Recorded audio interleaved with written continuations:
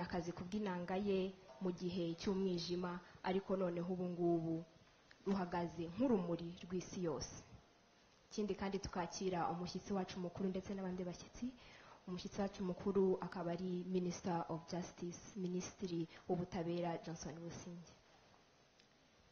Thank you for being here today with us. Thank you too. Well, Hippolyte is a young person, and he was born a few years before the 1994 genocide against the Tutsi, and we are going to be hearing more about his uphill journey during the genocide. And I have a few questions for you, Hippolyte, to help us deep dive into the story of your survival. And you feel free to answer as much as information you have and you're willing to share with us tonight. Great. So tell us more about your life before the genocide. How was it like?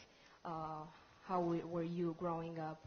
And tell us about your journey, especially during the 1994 genocide.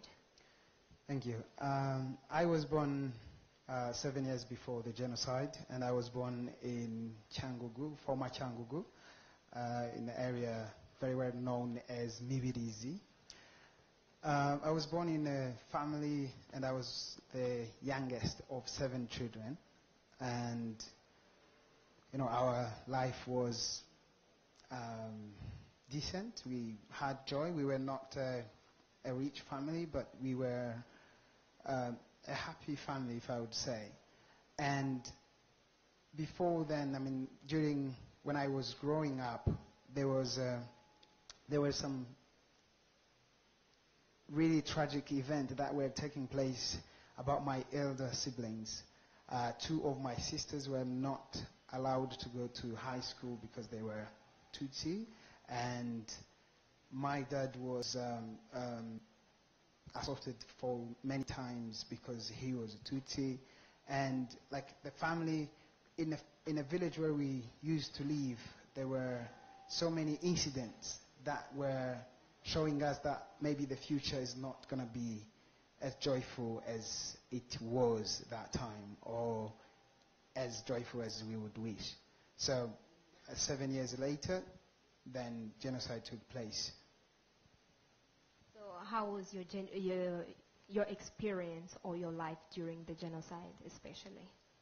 I mean, as a young child, 7 years, you always depend on your father, your parents, your siblings.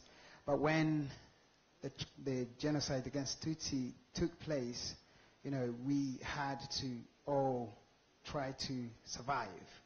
And when in a tragic event like genocide, you do everything to survive, but you can't help yourself to survive. So what happened, we ran away, of course. I survived, but you know, there were times I was made a child slave for the killers for about a month before I escaped to a refugee camp. I've seen my dad being killed and left to the dogs to eat. I have seen my many relatives being killed, and many of my aunts were raped not far from where I was hiding. And many of my friends, I've seen them being killed. I've seen many men and women being killed in a very inhuman way. And guys, how did I survive? By a miracle. But during that time, I was hiding under dead bodies, in mass graves at the church, Mibirizi church, where we were hiding. You know, sometimes parents or people who knew us would tell us where to hide, and sometimes when on 21st of April, when the really big attack happened at the church, it's when we were being thrown by older people. Like you would be thrown in a mass grave so that you can be saved at least.